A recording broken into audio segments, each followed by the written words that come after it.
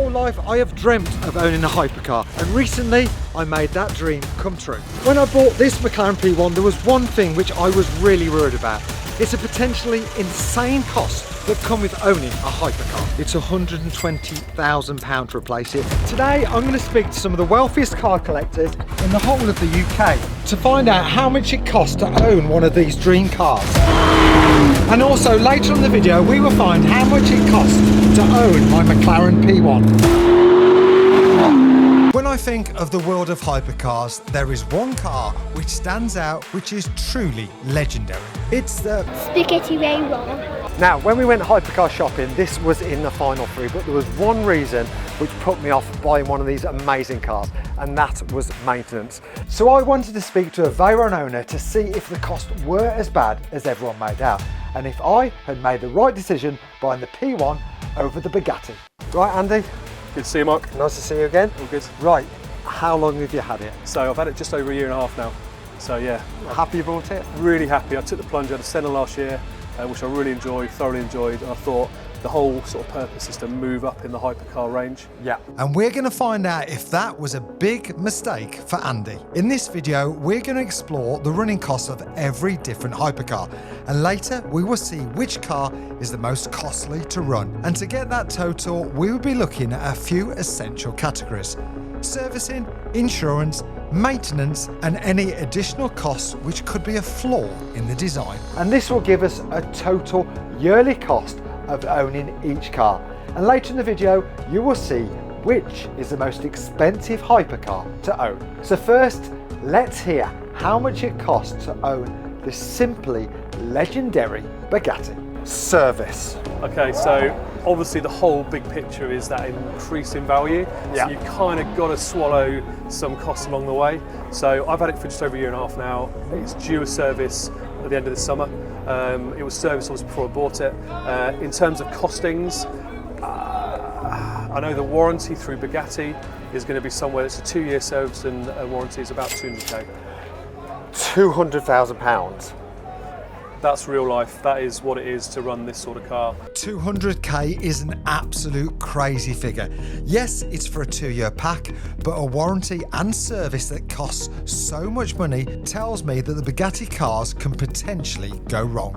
But these huge figures are not unusual when servicing the ultimate cars that manufacturers make. From Bugatti to Conan's eggs, they all have costs that are unavoidable, and these are costs that are not discussed by the salesman when they are trying to sell you the car, and you will understand why, because the numbers we hear about today are insane. In fact, they could be the difference between being able to afford and maintain a hypercar or having to sell it, because no matter who you are, it's next level expensive. Okay, insurance. Insurance is pretty good actually. Insurance is pretty good. But you're only 20. You're looking at something like this, again with my perfect driving history. You're looking at somewhere in the region, I think we're about 8k a year. You know, there's people who are going to be watching this who are driving around a Fiesta which are paying that sort of money, so that's a massive risk. It's a massive risk, but you're insuring a huge value. So that's the key. You know, you've got to make sure on something like this. Oh, no phones at work. Is that your insurance company? So maintenance-wise, should we talk about the tyres, because the tyres are a big thing about why I didn't buy one. Yeah. So tyres? So tyres are circa 20k for a set of tyres. They have to go off to Volsheim and be bonded at the factory. So you can't like get them fitted anywhere? No. So you have to send the wheels somewhere? The Veyron wheels currently have to go back to the factory. That's mad, isn't it? So circa 20k for tyres. In terms of wheels, I've got a really good contact of mine. I've bought a spare set of wheels for the car. Just the wheels alone without the tyres, the spare wheels were circa 100k. Mind blown, absolutely mind blown. It's crazy, isn't it? So, to round this all up, if we split the service cost to cover only a year, the wheels are scrap after 4 sets of tyres, and we can add 20k in brake wear, we are already up to an insane cost to own. Some would say the original true hypercar. So I wanted to find out if there are any more unique horror stories to owning a Veyron. So we spoke to my friend, an expert. He has driven and used a Bugatti Veyron for years. I heard my ears burning. So, you know a lot of stories about these. You owned one. Yeah.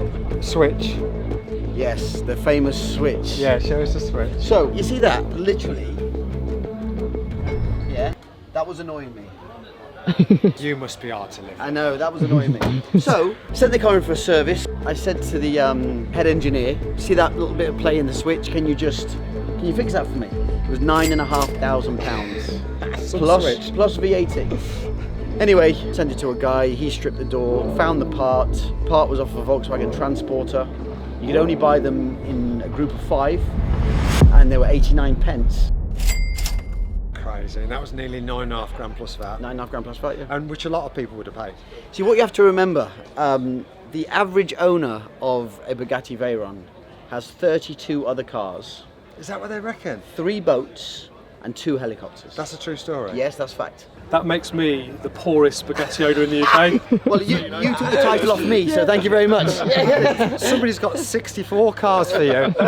Their prices, they literally just make them up on the spot. It's mad. So it depends how they feel. If they've had a bad morning, you're paying for it. So this car's yearly ownership is a minimum of £173,000. Yes, some of these costs are extreme, but some of their customers are the wealthiest in the world. So is it a case of would you pay anything to own the ultimate car? But the question is, are these costs justified? We all know if you buy a hypercar at the right time, they can be amazing investments. So let's see if the owner has managed to make or lose money on his Bugatti Veyron. Okay, I haven't actually broken it down, but yeah. Well, you've got your wheels, Yeah, got the wheels. which is going to increase the value of the car. That's right. There's obviously the appreciation, hopefully, on the car.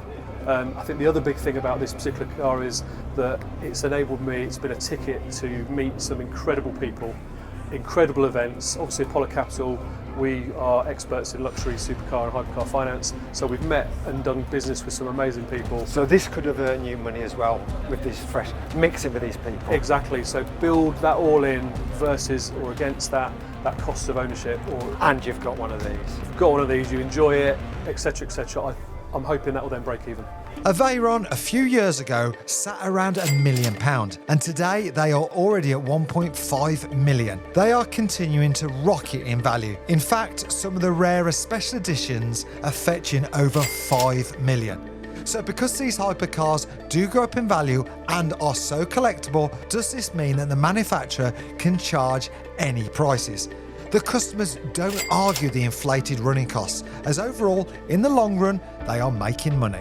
Now, talking about Veyrons and the insane cost of owning a Bugatti, a fellow YouTuber has a crazy experience with owning a Veyron, which definitely was not cheap.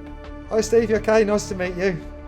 I'm doing quite all right, thanks so much. This is Steve, the owner of the Hamilton collection. There are plenty of videos of him enjoying these cars to the full, and his car collection is vast. It definitely earns him a spot at the very top end of hypercar owners. With so many expensive cars, he will have experienced big bills over the years, time and time again. But even he couldn't stomach the cost of owning a Veyron. You've obviously got an insane collection of cars. Can you tell us about that? What sort of headaches that brings you, and if you've got any nightmare stories? Tons of nightmare stories, many six-figure repairs that we've had to do along the way. And some of these cars are known to require a lot of money with maintenance, and that's just the way that it kind of is. One of the first one that comes to mind is I bought a Bugatti Veyron. I bought an 06 with about 20,000 miles on it.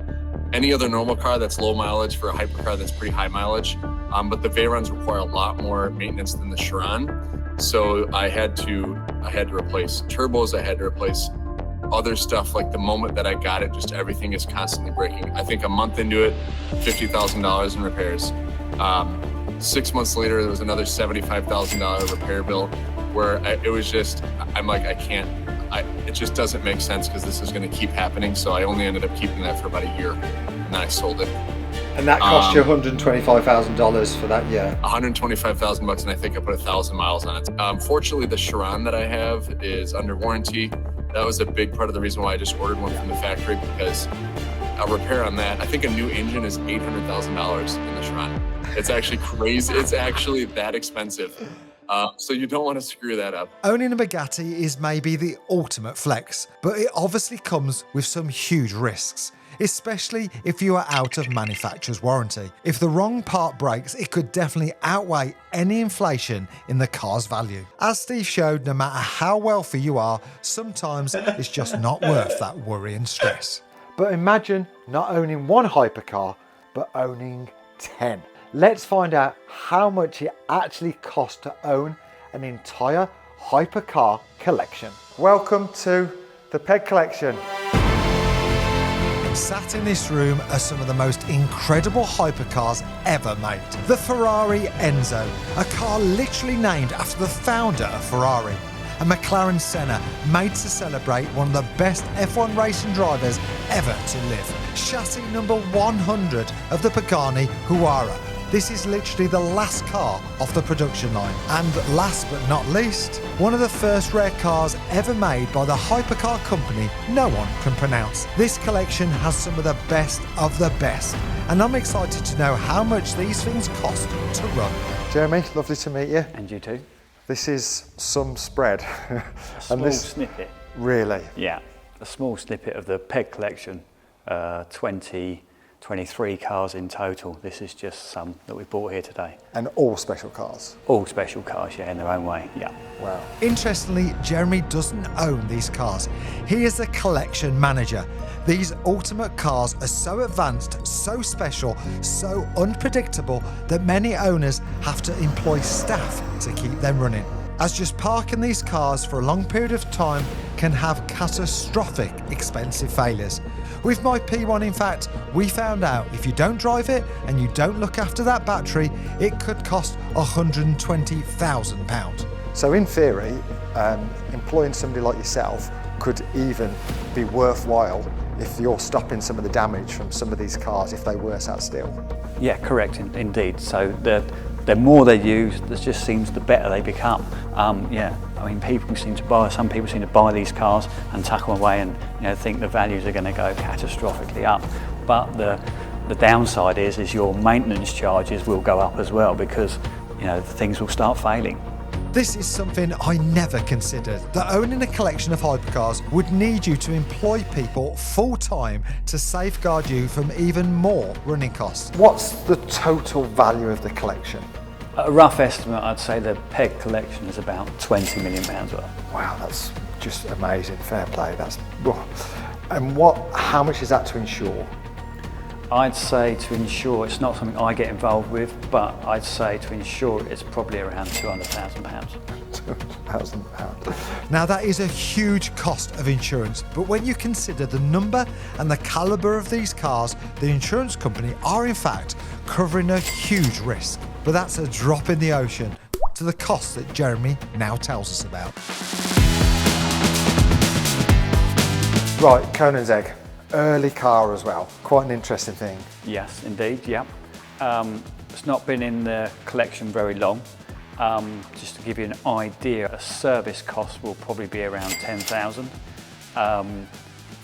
Tyres probably three and a half. For a full set of discs and brake pads, I think you'd be looking around £10,000. Issues with this car, I can guess, windscreens are very hard to come about. Well, just can't get them? We've waited sort of 6-7 months for a windscreen, and the same with the brakes. So in theory, one stone chip on this car could be out for 6 months. Yeah. Additional costs to consider, well, this car is now older and well out of warranty. So an engine failure, if it is not cared and nurtured for, could cost well over 100 grand. So we will amortise that in the running costs over 10 years ownership. And over all the cars, we're going to divide the cost of the brake replacement over 4 years. So next, is this a hypercar or not? Well, the running costs of the Senna are not as bad as the other hypercars, but it still has some very unique, expensive quirks. Average service cost is about £3,000. That sounds cheap now. That's what's gone wrong today. How can £3,000 sound like a bargain? But talking these numbers, tyres? Tyres? So tyres could be a problem with this car. So the last set we purchased were about £3,500. The issue you've got at the moment is actually getting hold of the tyres, bespoke for the Senna. and can be really hard to get hold of. Add that to a 10k a year in brake wear, you have some eye-watering expenses. Additional costs, anything on this specific which sort of like you've had? So recently we had a crack in the windscreen about halfway up, which I believe is quite a common fault. That went from just this wheel going slightly lower than the other wheel? Yeah. Just that twist? Yeah, it's just a twist of the chassis, and unfortunately, yeah, the screens are very thin, super thin. And yeah, to replace that, it was just under £10,000. Right, Porsche 918, this was on our list when I bought my P1. So what's the service on something like this? So I'd say a full service, as in all the fluids and all the filters, I'd say £7,000. Wow, okay, £7,000.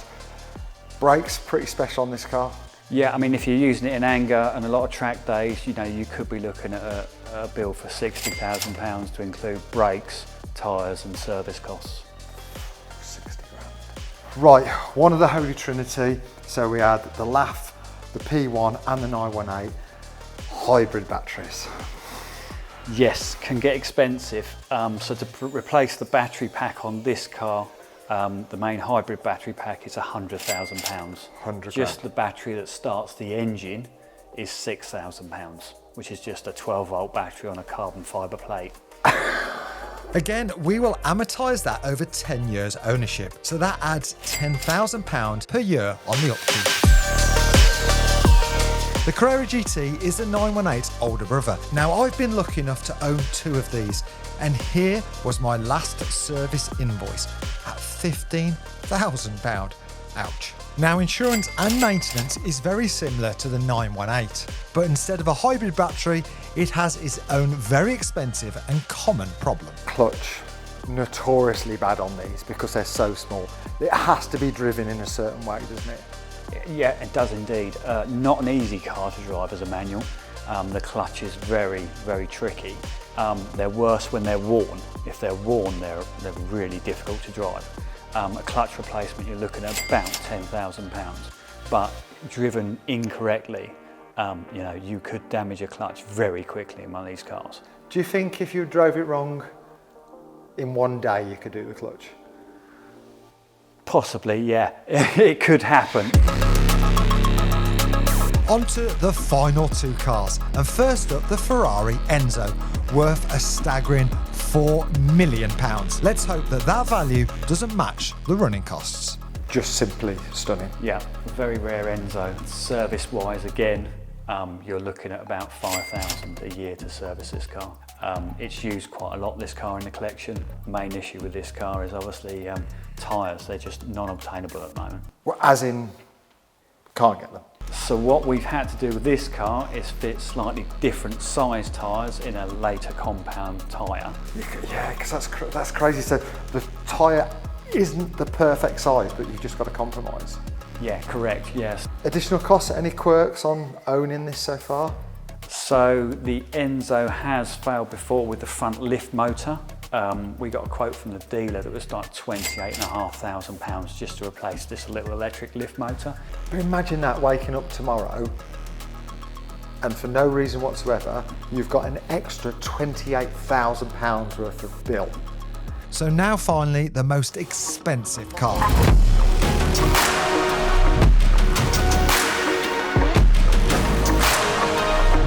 Just wow.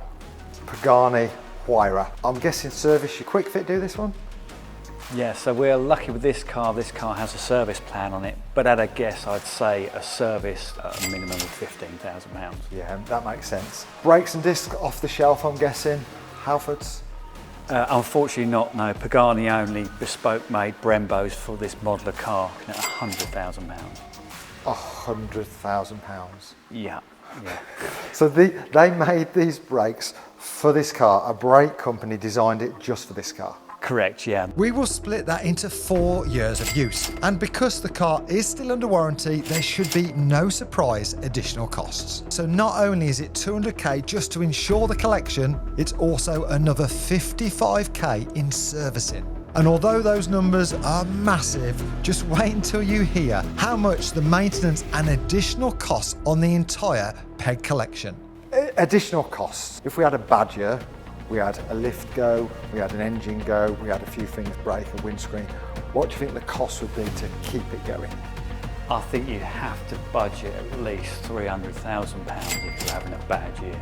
Wow. So maintenance. Okay, so I think if you're tracking all of them, I'd say you're probably looking at about £275,000. Let's hope you've had a good track day. Better be a lap record in there somewhere. Exactly. And don't hit nothing. So in all, okay, to own these beautiful, beautiful cars in a collection, what's the overall cost for that year on a bad year? Okay, I think we've just done some calculations and I think it's around about £820,000. But, you know, these cars are appreciating assets, you know, and this collection is super rare and hopefully they're only going one way. Yeah, I agree. Like the caliber of the car that you've got here is absolutely stunning. And hopefully it's going to go up more than that's costing. The yearly cost on these hypercars is scary, and it's got me worried about my own car. So we will find out later in the video exactly what that calculation is for me to run the P1. Now, we spoke to Steve to see if the total car collection has increased in value more than the bills to keep them. So how much do you reckon it costs you to own that collection? So like, you know, servicing, upkeep, so that's not modifications, that's literally just to keep that lot going. So an important thing to consider is depreciation, right? Because the majority of these cars, some of them will increase in value, but I'm gonna hurt overall when I go to, if I went to sell all the cars, I'd probably lose money. So if you take depreciation, I don't know, 1.5 million a year, yeah, it's pretty excessive. So in Steve's case, the collection depreciates a huge figure each and every year. But he does enjoy the ultimate cars, and for him, he earns money from the millions of views on YouTube. And it's the same case for Andy. Because he owns the hypercar, it brings in business revenue, as the car gets him to mix with some of the high net worth owners who use his company for finance. One car which did surprise me in the PEG collection was the 918. It was more to maintain than I would have thought, especially as it's manufactured by a successful production-based company. So next, we're going to find out what my yearly running costs are on my McLaren P1 and compare it to the Porsche to see if I did make the right decision. But first, I now get the chance to finally experience this epic 918. I was passenger to the safest driver that I know. Right, give me a countdown. 3, 2, 1.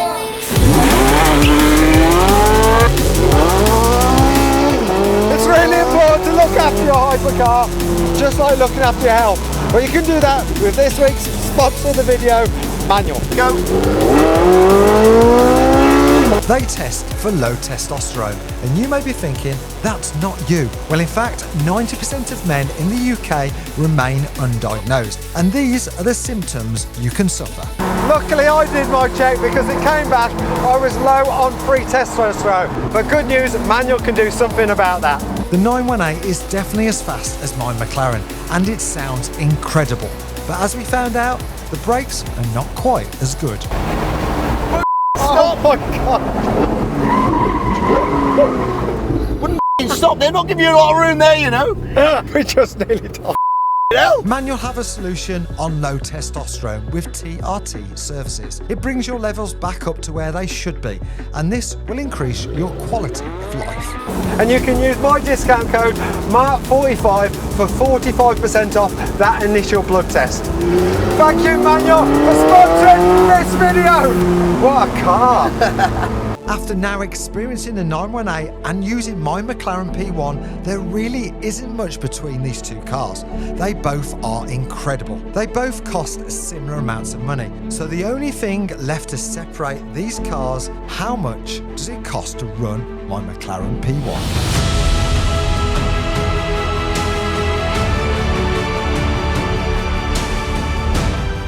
Right, now my McLaren P1. Start off, we're going to go with insurance. Now, this was never going to be good for me, simply because I struggle to get insured on anything.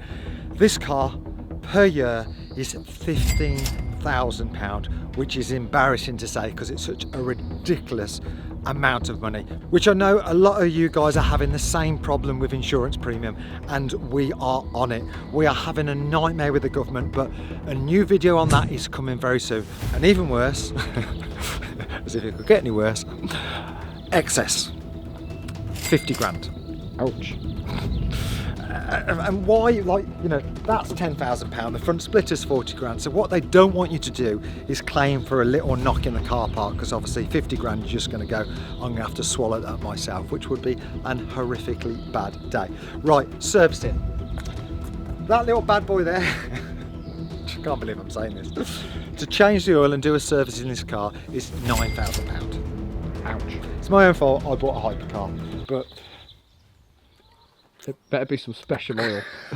for 9 grand, I'd like it to take them a month. But it's in and out in a day. But really, it should be gone for a very long time. Right, maintenance. Definitely can't see these with these wheels, but the brakes. Now, they explained at McLaren Manchester, to change all the brakes on this car is £60,000.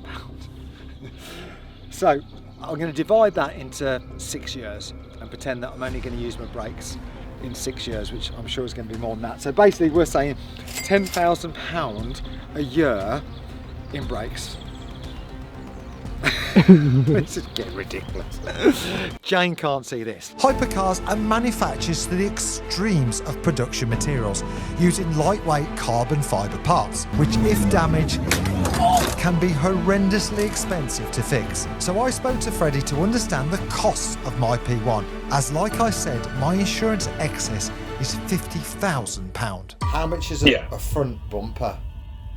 Oh, okay. All right. Now you're talking. So this is the clamshell from a P1. So that's in one piece.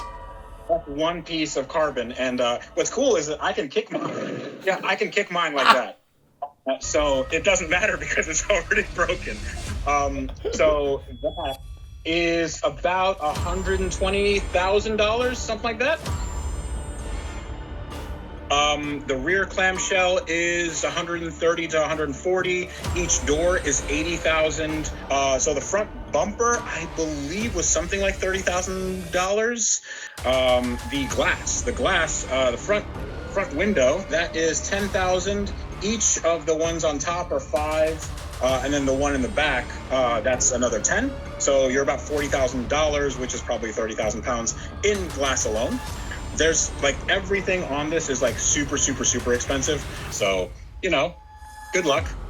Those are some scary parts prices. And like I said, if I damage it, £50,000 or less has to come out of my pocket. Me money! So I am making some precautions on my car after hearing those extreme costs. Hexis have fitted a PPF windscreen cover to help protect us from our very bad UK roads. And in turn, that will help to reduce my running costs. Are you sure you've done it? Have I been scammed? Can't even tell. Yeah, that's the point. To spec Apple CarPlay on a hypercar is over £10,000. But Impulse Watford have come round to fit a module which enables Apple CarPlay on a car made before Apple CarPlay was even invented. Now, hopefully, one click of a button and look at that fully colourful screen. This isn't actually paired to my phone yet, but should we check his photos? Go on. See if there's any Friday night wife action. They can retrofit Apple CarPlay to any car, including a hypercar, for less than £1,500. Thanks again to Hexis and Impulse Watford. Their links are in the description. But unfortunately, there are some costs on my P1 which I can't take precautions for. It's just a fingers crossed that they don't break. Right, additional costs, which is very unique to this car. Okay, this here is something that you plug into the car, and when you're not using it, you have to put it on this charger. Now that little lump there, which we found out when we went to McLaren Manchester, is £20,000. That there is the price of most people's cars. How is that 20 grand? But it is. Since we did the last video and explained all about this ridiculously priced lump, people have said that they can actually recondition that for 10 grand, which is still absolutely mental, but half mental than it was last week. And the biggest potential additional cost is the bit which is right here, which is the hybrid battery. Now, it doesn't really get any good news here. It's £120,000 to replace it. There is no other options. People have tried, people have failed. If it breaks, you're done for. You may as well set the car on fire and claim on the insurance. Can we put that in? And how much was the reg? Yeah, that was surprisingly cheap, to be fair. There was loads which are really expensive, but I got that one, I don't know why, for 250 quid. The battery and refurb charger totals £130,000. So far that's lasted 10 years, so divided annually we need to allow an extra £13,000 to my running costs. Oh my god. So added up, my P1 yearly running costs is a ridiculous £47,000. So let's find out from the cheapest to the most expensive, which is the most costly hypercar to own per year. All of these cars are very expensive to run. After all, they are hypercars. Every one is the very best, the pinnacle of automotive engineering. And the most expensive, the absolute iconic Bugatti Veyron. One thing's for certain, it looks like I made a great decision on the McLaren P1. It's very far down this list and arguably it's just as good as all the others. So I think I've done really well buying this amazing car, and hopefully, like we said when we bought the car, hopefully it's going to go up in money. There is one more cost on the P1 I hadn't considered. Is the diff on this car. Now, if I blew a diff, it's £40,000, which might well happen on the 14th of June at the Revved Up show at Santa Pod, because this is going up the drag strip. I'm going to be taking this car and Reese's new trick and these three others. Did it work? I think you stood in front of it. Go. Right, thank you for watching, and I will see you next Tuesday, 6 p.m.